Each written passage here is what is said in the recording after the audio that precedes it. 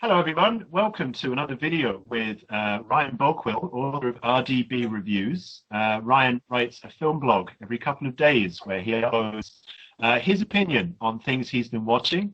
And last interview, Ryan and I discussed the Mortal Kombat animated movie, which we're going to talk about in detail now.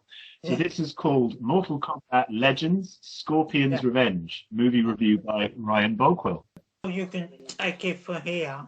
Ryan and I spoke Mortal Kombat franchise yesterday. For those that don't know, Mortal Kombat is a game that you could play on Mega Drive. So this is an animated action and adventure movie. Ryan has said that the plot is the champions of Outworld and Earthrealm fight to the death in a brutal tournament that determines the fate of Earth. The plot sounds original to me to start my inspiration for Mortal Kombat again.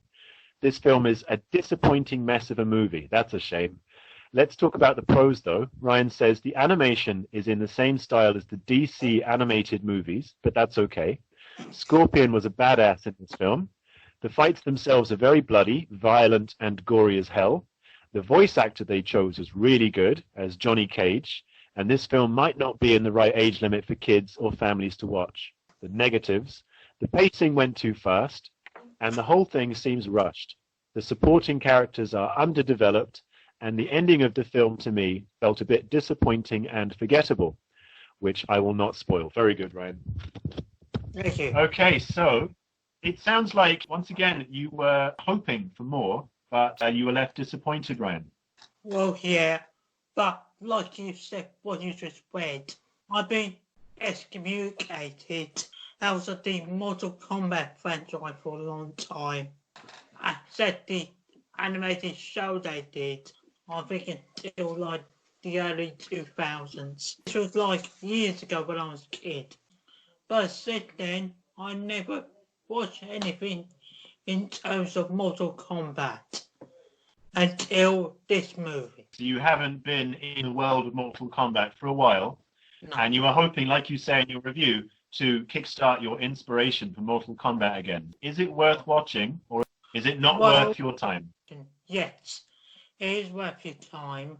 If you're the ones who are not really that offended that much about strong blood, violence, carnage, and definitely for brutal Mortal Kombat action, or if you're a fan of the recent Mortal Kombat games, you'll probably love this. If you're a fan of Mortal Kombat, you're going to enjoy it. Is that what you're saying? Yes. Well, from the recent games. The ones that I played go back to 20 years ago. It used to be an arcade game, and it had the stories for all the characters would play before you put the coins in. It would tell you all about Katana and Raiden and give you this wonderful story. And I never knew whether it was a published story in a book or if they just did that for the video games. There is a story to tell, and they've attempted it in a few movies and in this animated movie as well. If you're a fan of the characters, you're going to enjoy seeing them. But the impression I get, Ryan, is that the story wasn't great. The fact the story is like not that great. They've watched so much of the lore a bit too fast at times. An example, get like few of like intros for the main characters. Johnny Cage is a good sample. He's like an actor. See throughout his Wikipedia, and that's it. That's all the characters about you will get from him.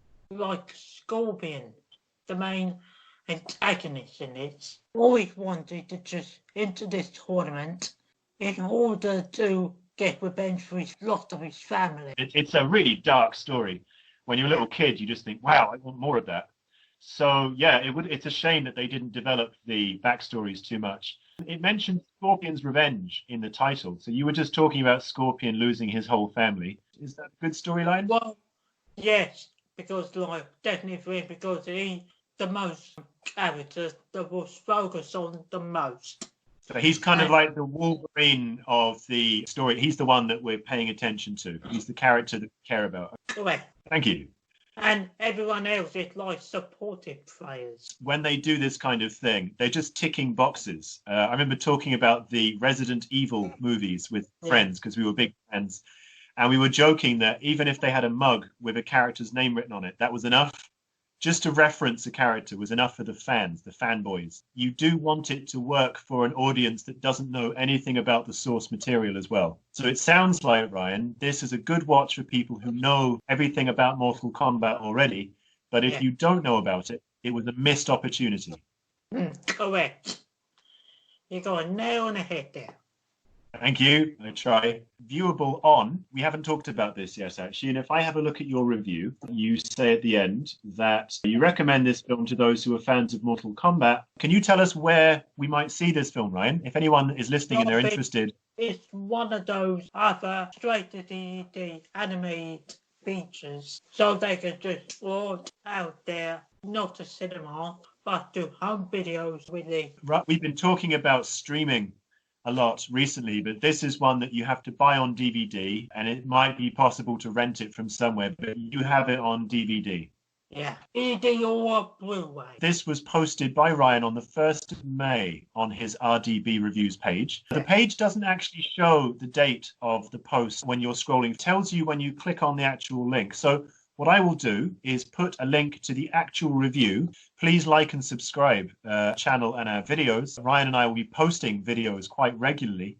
So if you want to keep seeing reviews by Ryan Bulkwill, subscribe to Artco, Level Best Art Cafe YouTube channel. Yeah,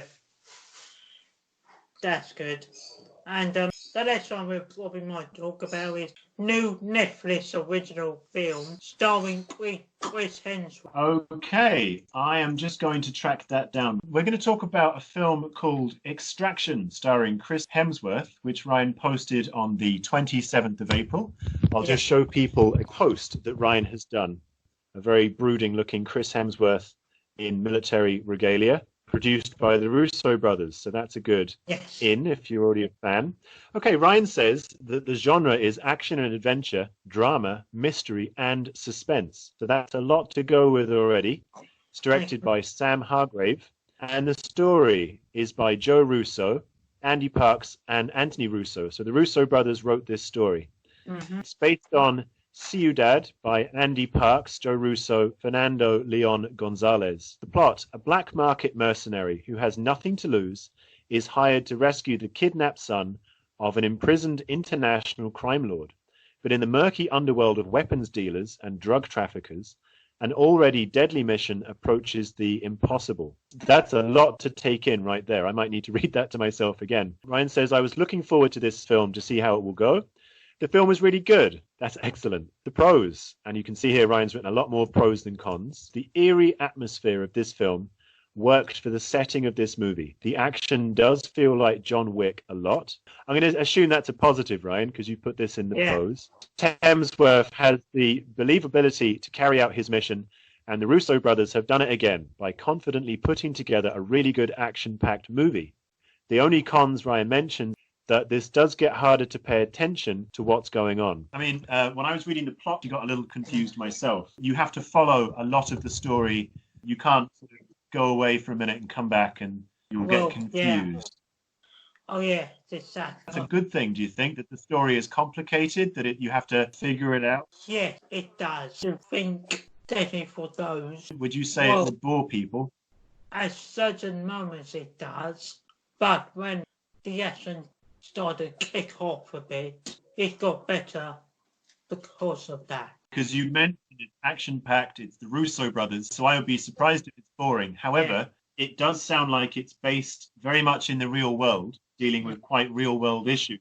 It's based on Ciudad by Andy Parks. Now, Ciudad is city. Is it set, Ryan, in Mexico? Yes. Have you ever seen a film called Sicario, Ryan? Yes, I did. I've seen the second one, but I didn't see the first one. Seen Soldado, the soldier. Sicario, which means the assassin, is a film basically revolving around the horror of Juarez, Mexico, and the US doing nasty, murky things that they wouldn't be proud to talk about. Would you say that this film is quite similar, Ryan, in tone?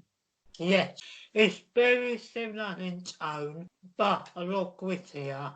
I will admit that Soldado was a bit pulpy. It was almost a bit silly, whereas Sicario was a really well-made, straight film. This film sounds, it's gritty. It's probably upsetting at times. The action is probably great. Is it a thumbs up or a thumbs down for this film? Thumbs up.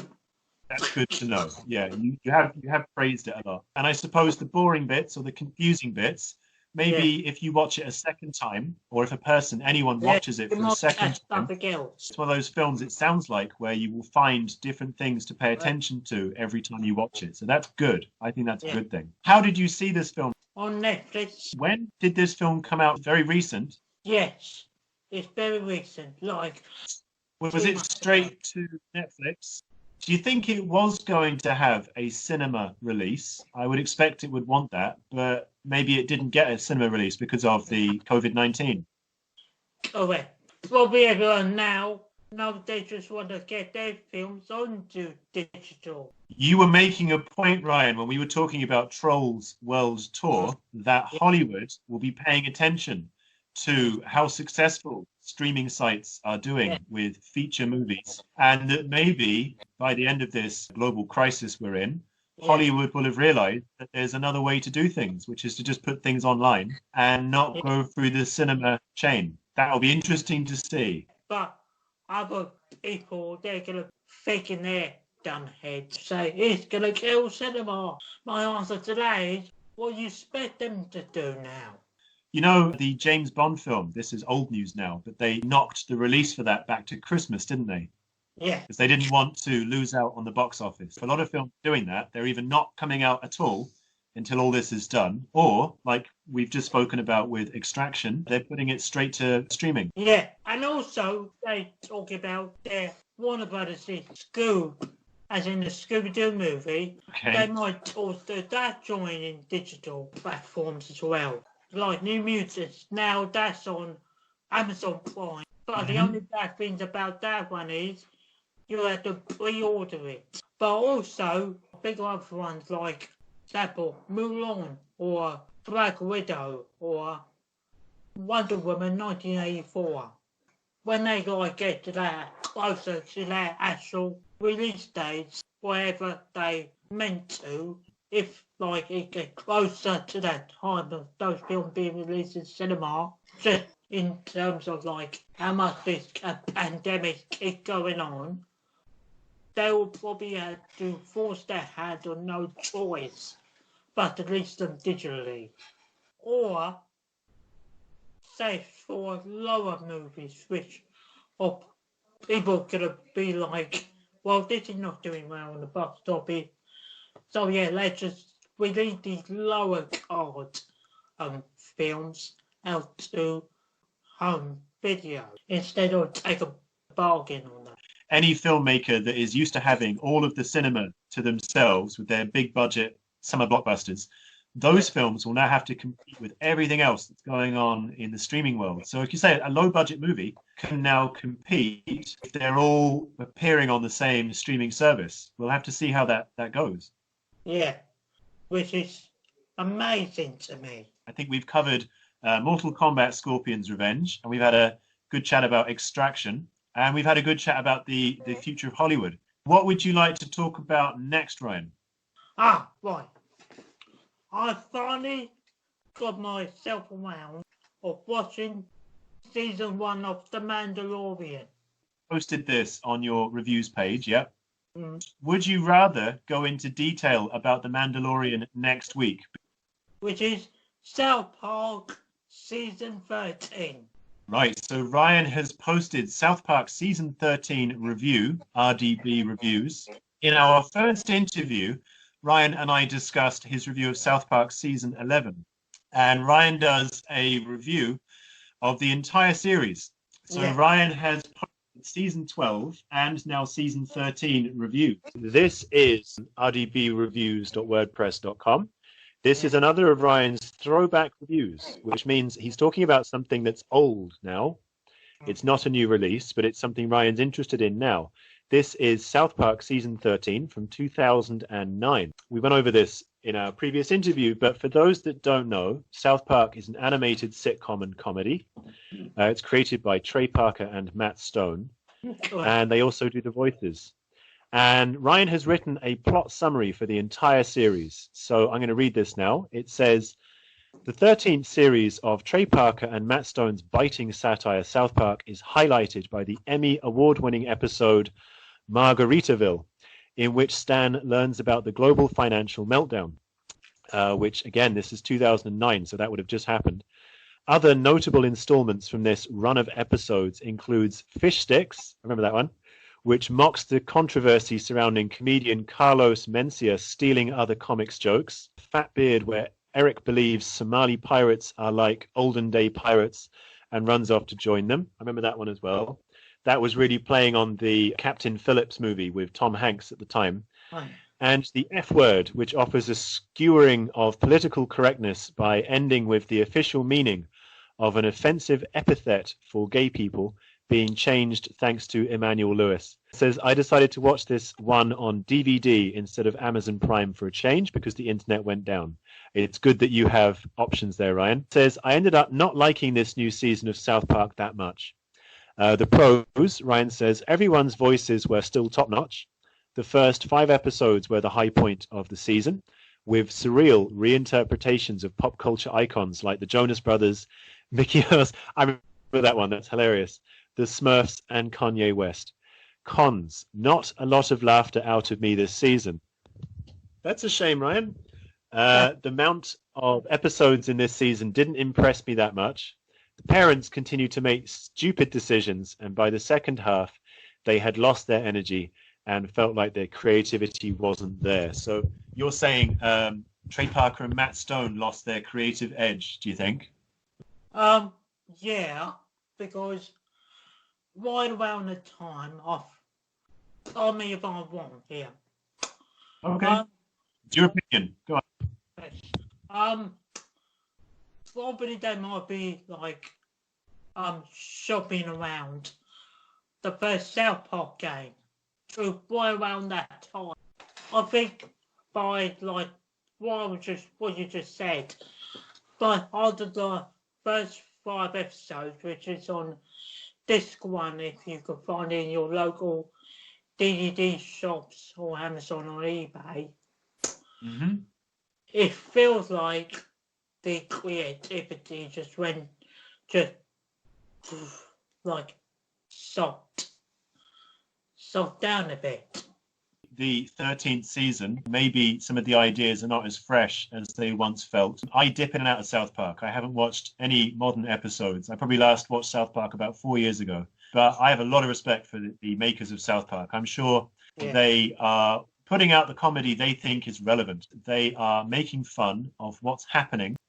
And maybe that isn't working for you as much as it did in the past. And also, like, none of the other episodes didn't, like, weigh me much. There's this one episode with Ike about those deaf celebrities. 2009 is the year of celebrity deaths. Michael Jackson, I recall, passed away in 2009. There were 4 Billy Mason, and this one, and the other one is stands like little motor car.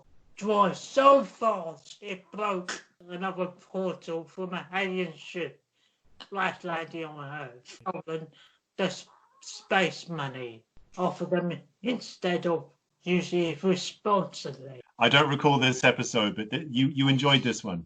Yeah, but after like the execution was handled, it didn't like woo me that much. And you've set the bar very high for Trey Parker and Matt Stone to impress you now. It's almost like you were so impressed by South Park at the beginning that you feel like it needs to always be wowing you or wooing you, as you said. So you want more from them, but it's still worth watching, is it? Oh yeah, South Park, worth mentioning, definitely. So keep watching South Park, everyone. Ryan is not saying it's not worth watching. He just didn't find it as funny as he has found previous series. Correct. And you mentioned, Ryan, thank you. In our first interview, you mentioned, is it 23 or 26 series now, seasons? 23. 23. So watch them, and you're going to be writing about each one between now and the end of the year, you said. Yes. That's my mission. And also, the next season is probably season 14.